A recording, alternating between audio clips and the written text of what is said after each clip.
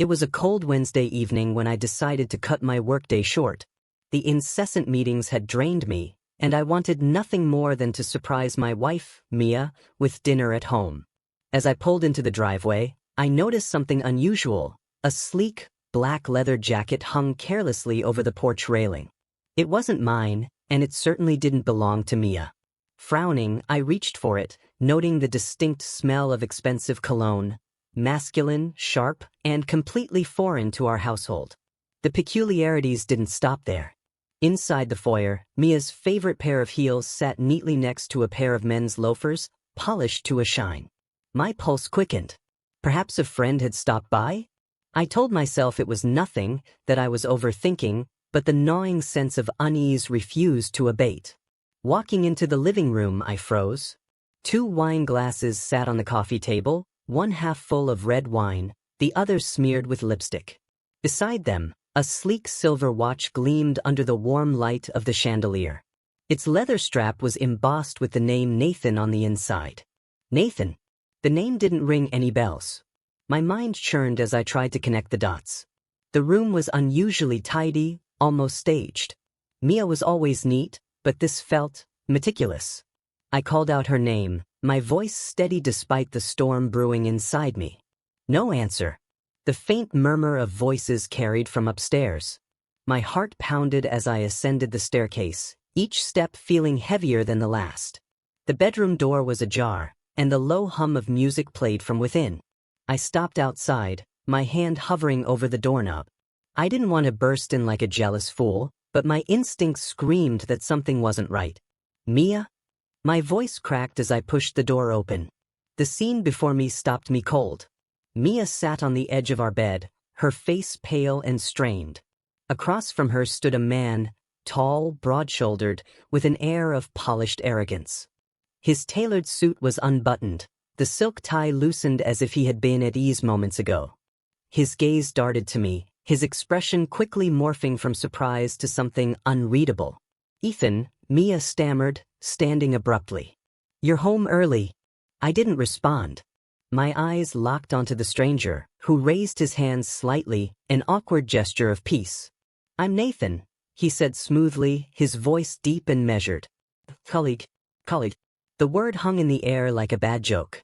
Mia never mentioned a Nathan, and colleagues didn't leave their watches and wine glasses lying around in another man's home.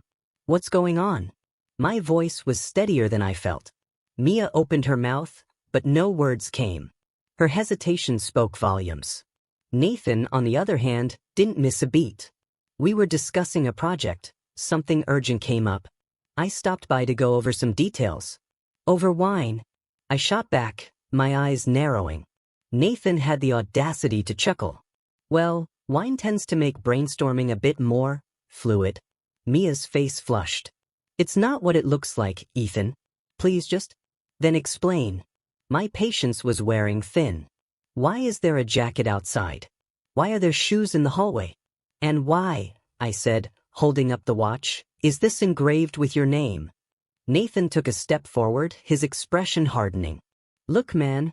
"Oh, don't man me," I snapped. "You don't get to stroll into my house, drink wine with my wife, and act like this is normal." The tension crackled like static. Mia moved between us, her hands raised. "Stop. Ethan, let's talk downstairs." "No," I said firmly. "We'll talk here." "No." Nathan exhaled, running a hand through his hair. "I think I'll leave. Clearly, this isn't a good time." He brushed past me, the faint scent of his cologne trailing in his wake. I didn't stop him, my focus entirely on Mia. As soon as I heard the front door close, I turned to her. "Who is he really?" She hesitated, and in that moment, I felt the weight of 1,000 unspoken truths pressing down on me. "He's a client," she admitted. "We've been working together for months on a campaign." "He stopped by to..." "To what?" I interrupted. "Wine and dine you? In our home?" "No," she insisted, tears pooling in her eyes. "It wasn't like that. She faltered, and I saw the cracks in her composure. "I didn't tell you because I knew you'd react like this." "Like this?" I echoed, my voice rising. "Like a husband who comes home to find a stranger in his house?" To find evidence of God knows what on his coffee table? Mia buried her face in her hands, her shoulders shaking. For a moment, I felt a flicker of guilt. But then the memory of that engraved watch, those polished shoes, came rushing back. I couldn't let it go. Tell me the truth, I demanded. All of it. She looked up, her face streaked with tears. There's nothing to tell, Ethan. He's just Nathan. The words rang hollow. I stared at her, searching for a sign, a crack in her story. But she held my gaze, defiant even in her vulnerability. I turned away, my mind racing. The leather jacket, the wine glasses, the watch, they weren't just objects. They were pieces of a puzzle I wasn't sure I wanted to solve. But one thing was certain, the life I thought I knew had just been upended, and I wasn't sure it would ever be the same.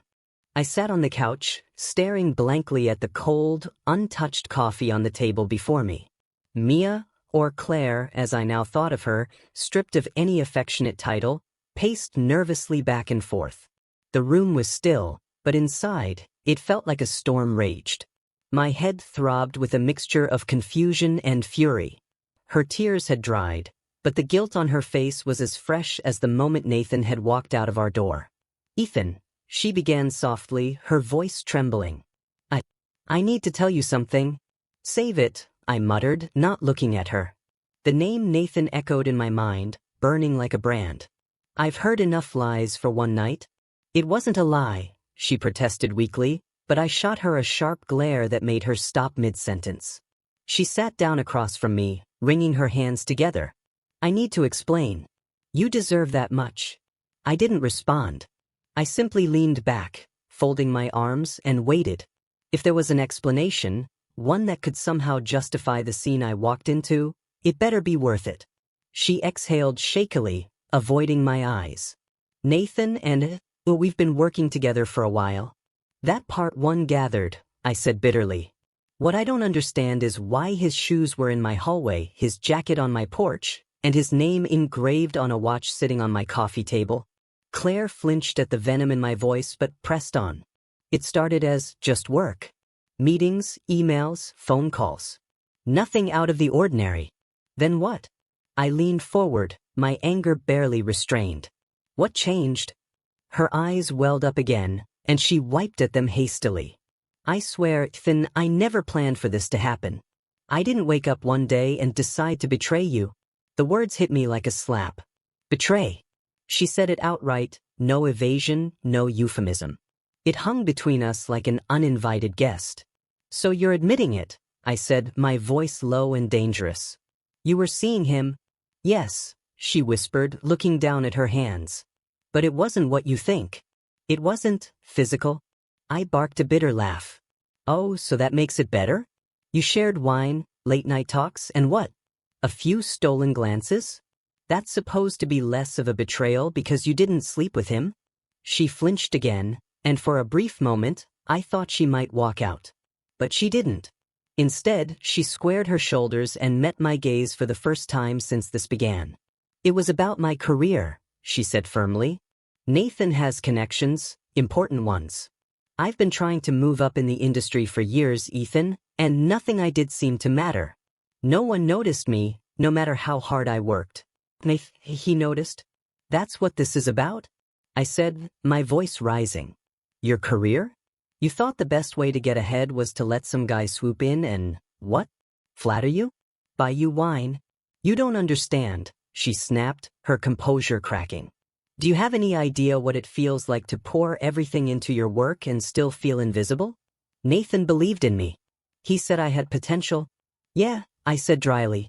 I'm sure he saw a lot of potential over those wine glasses. That's not fair, she said, her voice breaking. I didn't plan for it to go this far. But, yes, Ethan, I started to feel something for him. He made me feel seen in a way I haven't felt in years. Seen? I repeated, my voice barely above a whisper. And what am I, Claire? A piece of furniture? Someone you just cohabit with while you're out chasing validation from strangers. It wasn't about you, she cried. This was never about us. It was about me, my work, my future. Nathan offered opportunities one couldn't ignore. I stood abruptly, the chair scraping loudly against the floor. So you sold us out for a promotion? For opportunities? Do you even hear yourself right now? She jumped up too, desperation etched into her features. Ethan, please. I know I messed up. I know I betrayed your trust. But it wasn't like that. I didn't love him. I don't love him.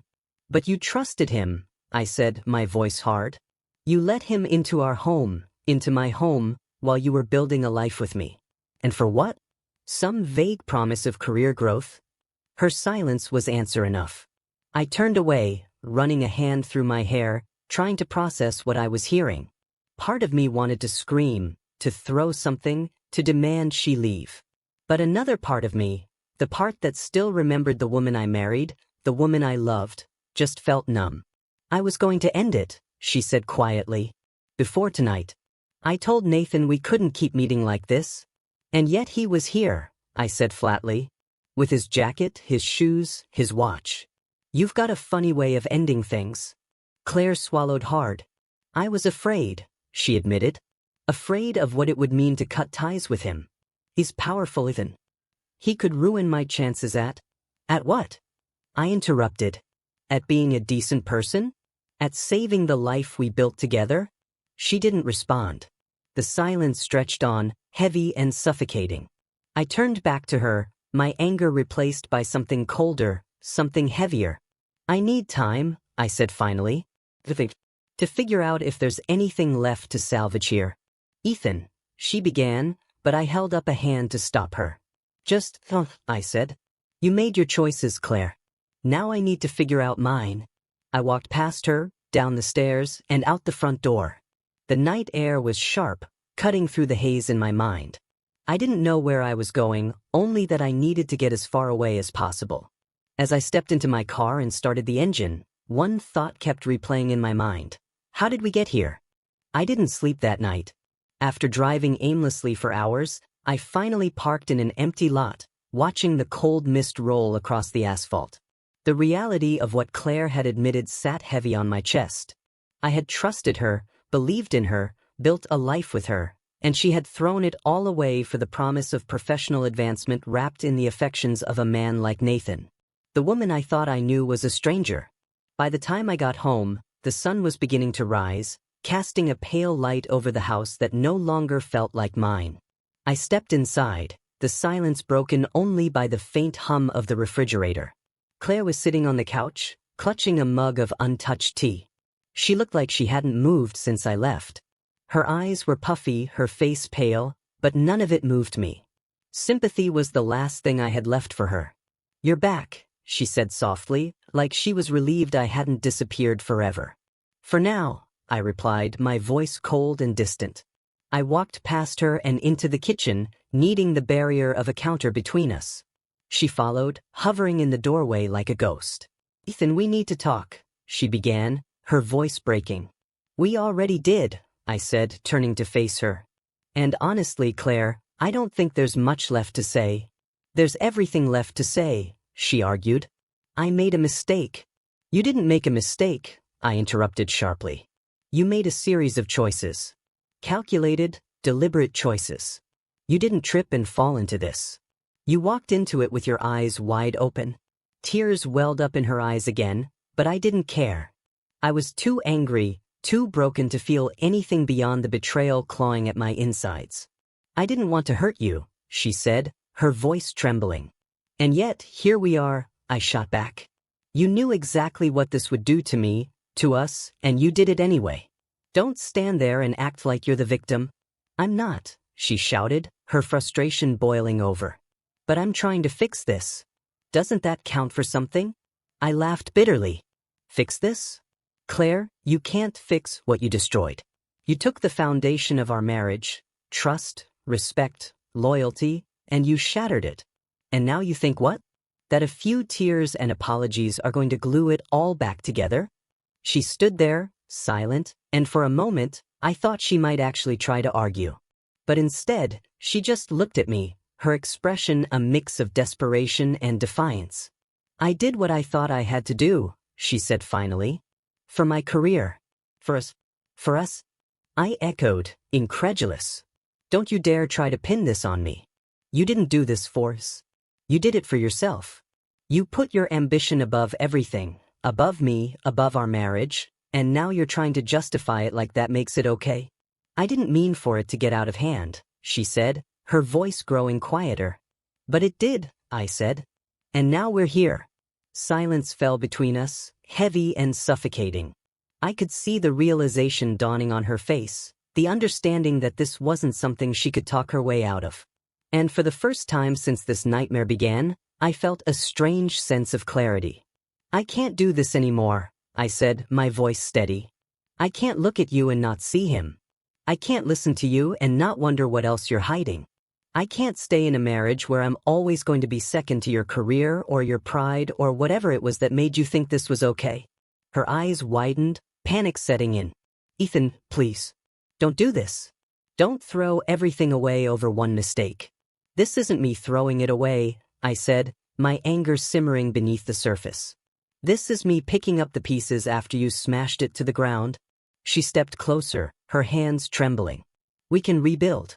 We can go to therapy, take time, work on this. Please, Ethan, don't give up on us. I shook my head, my heart heavy but resolute. You gave up on us the moment you let him in. The moment you decided that his attention, his promises, were worth more than what we had. I was desperate, she cried. I felt invisible, unappreciated.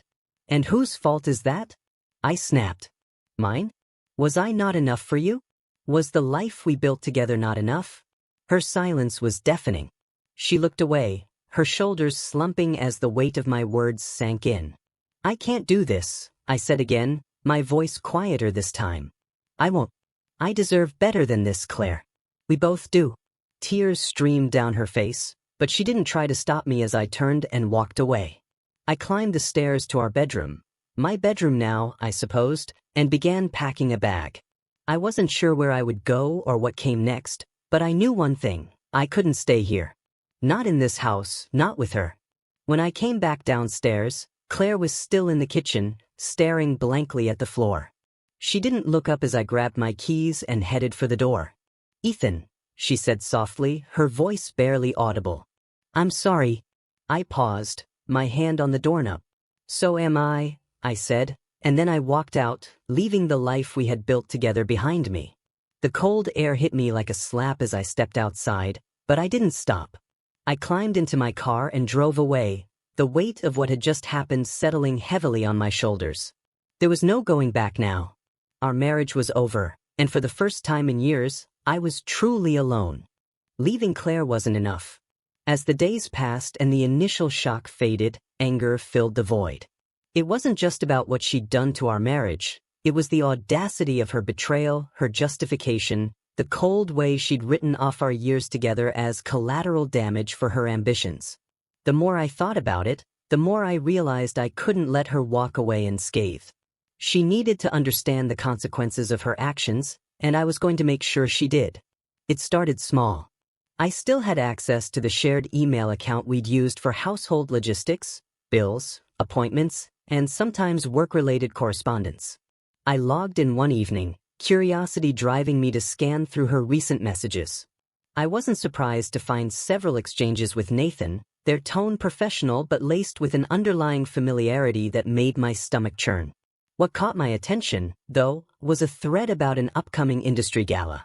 Claire had been nominated for an award, and Nathan was not only attending but had pulled strings to ensure she was seated at a prime table. Perfect. The gala was a week away. That gave me just enough time to put my plan into motion. I started with her professional connections. Claire had always prided herself on her network. She was the type who collected LinkedIn endorsements like trophies. I began systematically reaching out to her colleagues, posing as a disgruntled client under an alias I created. I crafted emails detailing how Claire had mishandled projects, failed to meet deadlines, and even fabricated data to boost her results. I didn't expect all of it to stick, but the seed of doubt was enough. In an industry where reputation was everything, even a whisper of incompetence could snowball. Sure enough, within days, Claire's professional circle began to ripple with tension. I overheard her frantic phone calls through our shared friends, Her confusion and panic were deliciously satisfying. Next, I turned my attention to Nathan. If he wanted to champion Claire's career, I'd make sure he paid for it. I hired a private investigator to dig into his background, and it didn't take long to uncover a few skeletons. Nothing major, an affair with a subordinate a few years ago, some questionable expense reports, but enough to paint a picture of a man who wasn't quite the golden boy he pretended to be.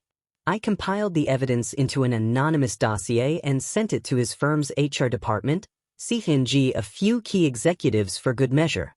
Within days, whispers began circulating about an internal investigation. Nathan might have been untouchable before, but now he had to tread carefully.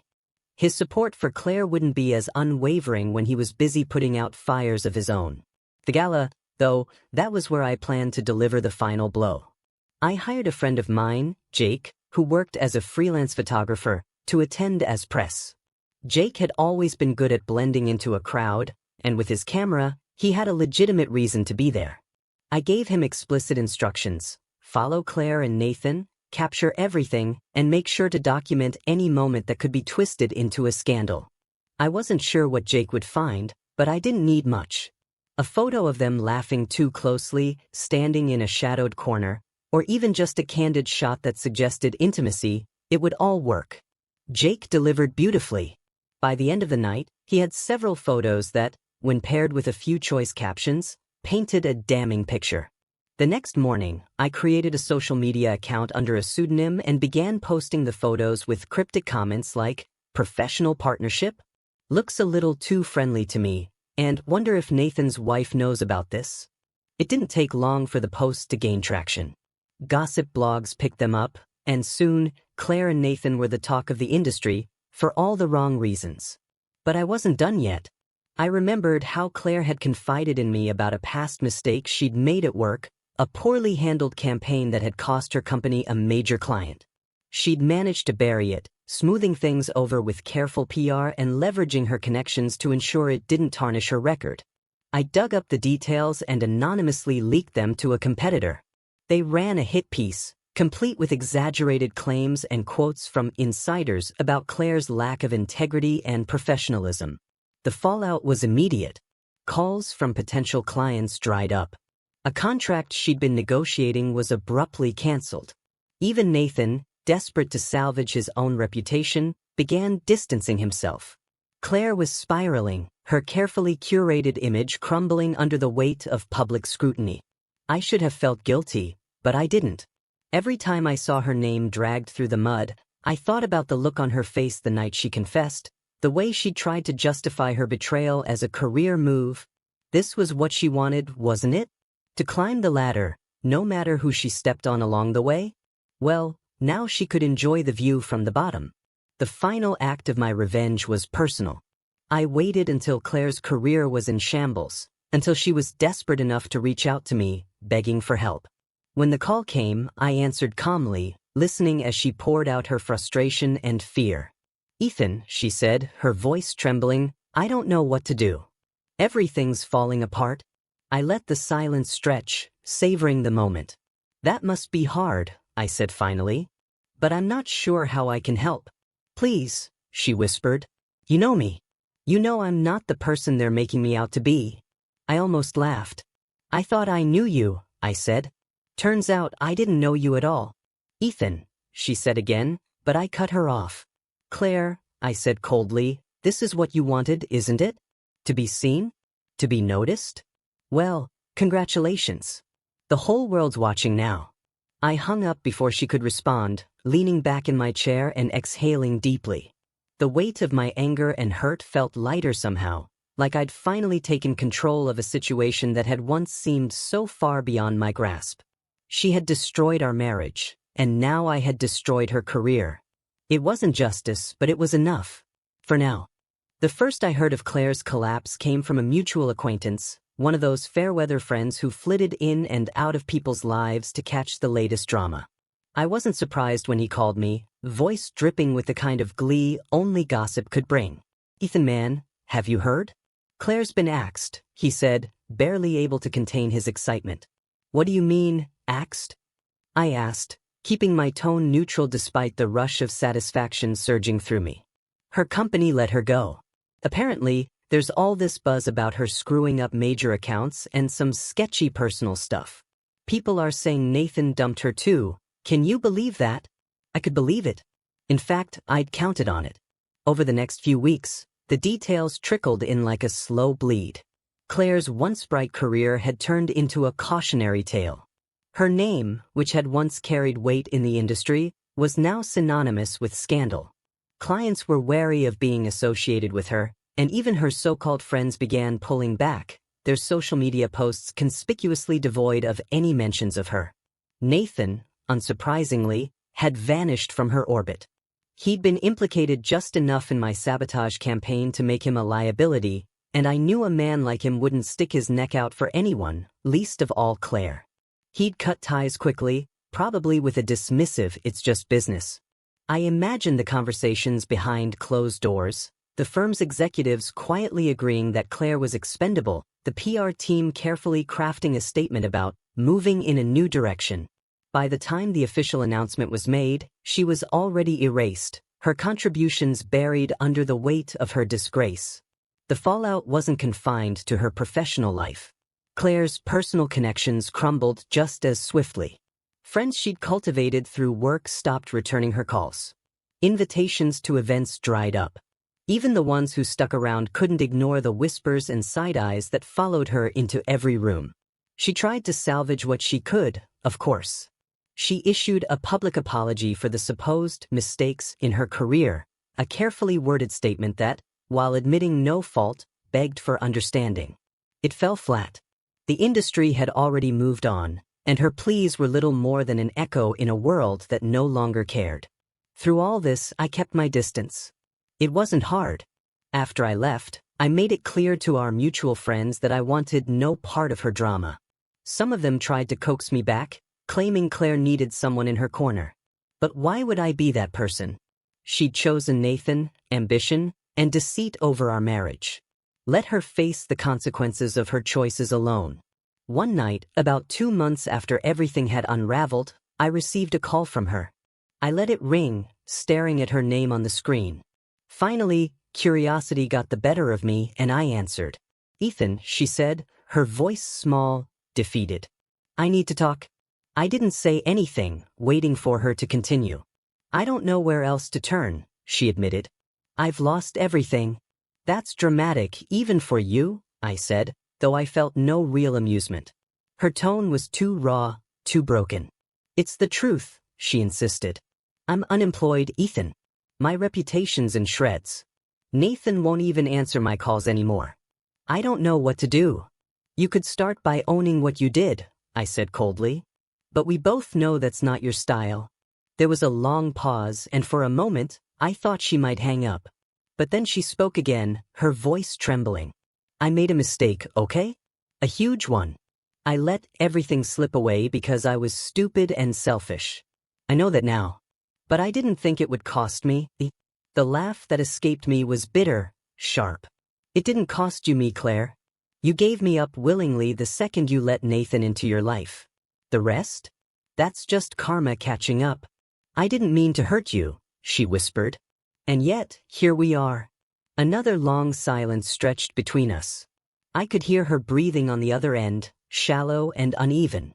For a brief moment, a flicker of the man I used to be, the one who loved her, who would have done anything to protect her, wanted to reach out, to tell her it would be okay. But that man was gone, replaced by someone who'd learned the hard way that love, once broken, couldn't be mended. "Ethan," she said finally, her voice breaking. "Please. I need your help." I felt a pang of something, pity maybe, but it was quickly smothered by the memory of her lies, her justifications, her betrayal. "You're on your own, Claire," I said, my tone flat. "Good luck." I hung up and stared at the phone, my emotions a tangled mess of anger, sadness, and grim satisfaction. She'd made her bed, and now she was lying in it, alone. Over the next few weeks, I heard less and less about Claire. The industry had moved on, and so had I.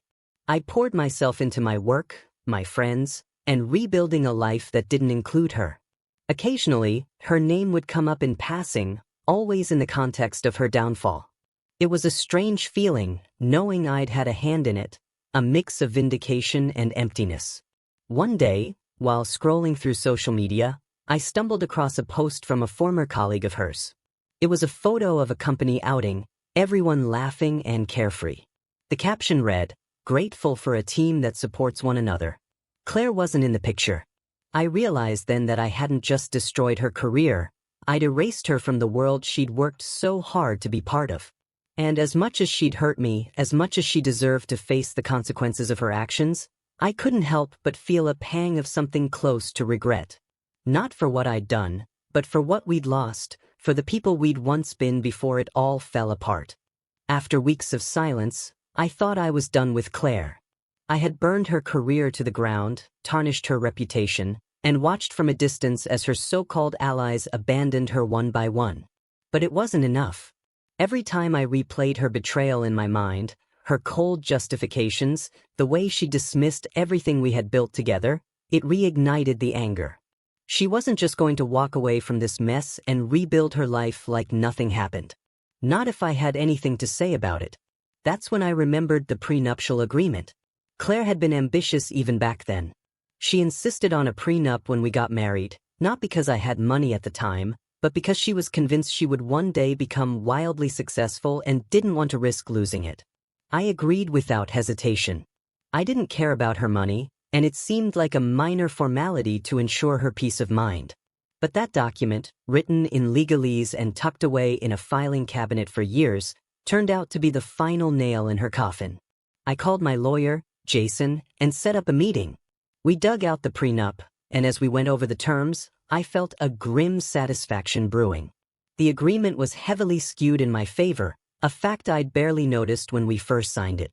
Jason pointed out the most critical clause. In the event of infidelity, the offending party forfeited all rights to shared assets, including the house, savings, and any marital property. "Looks like you've got a slam dunk," Jason said, glancing up at me. "If you want to go through with this, Ethan, she's going to be left with nothing." "Good," I said, my voice cold. "That's exactly what I want." It wasn't just about the money or the house. It was about taking away the last shreds of security she had left. She'd gambled with our marriage, with my trust, and now she was going to lose everything. I filed the paperwork the next day. Claire was served at the dingy apartment she'd moved into after leaving our home. I imagined her opening the envelope, reading through the documents, and realizing the full weight of what was happening. Part of me wanted to be there to see her face, but another part of me knew it was better this way. The letter spoke for itself. A week later, she called me. I let it ring, then went back to what I was doing. She called again. And again. Finally, on the fifth attempt, I answered. "What do you want, Claire?" I said, keeping my tone even. "What the hell is this?" she demanded, her voice shaking with a mixture of rage and desperation. "You're suing me for everything? The house, the savings? Ethan, you can't do this."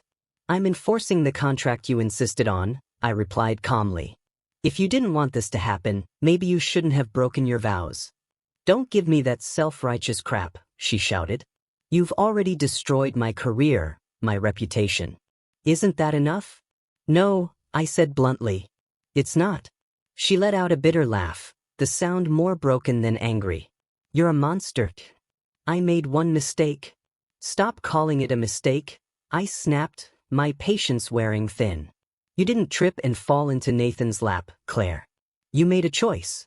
Now you get to live with it?" "I'll fight this," she said, though her voice lacked conviction. "I'll get a lawyer." "Good luck," I interrupted. "You can't afford one." Her sharp intake of breath was all the confirmation I needed. She was drowning, and we both knew it. The legal fees alone would crush her, and without a steady income, she didn't stand a chance. The case moved quickly. Claire didn't contest the terms. She couldn't. Within weeks, the court ruled in my favor. The house was mine, along with the majority of our savings. She was left with whatever personal belongings she could fit into her car and a few $100s in her bank account. I came home the day after the ruling to find her belongings cleared out. The spare key she used to have was sitting on the kitchen counter, along with a handwritten note. "You win." I hope you're happy. I tossed the note in the trash without a second thought. But I wasn't done.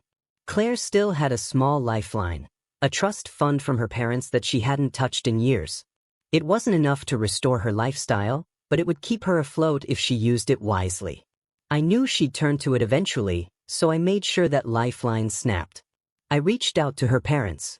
We hadn't spoken much since the fallout began, but I knew they were still reeling from the scandal. It wasn't hard to sway them. I painted a picture of Claire's recklessness, her betrayal, and the humiliation she had brought on everyone around her. By the end of the conversation, her parents were fully on my side, furious and disgusted with her. A week later, they revoked her access to the trust fund. Claire called me the same day, her voice trembling. "You got to them, didn't you?" she said. "You convinced them to cut me off." "All I did was tell them the truth," I replied. "They made their own decision."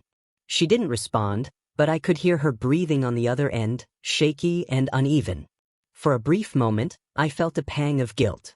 But then I remembered her sitting on our bed, trying to justify her betrayal as a career move, and the guilt evaporated. "You've ruined me," she whispered finally. "No, Claire," I said coldly. "You ruined yourself."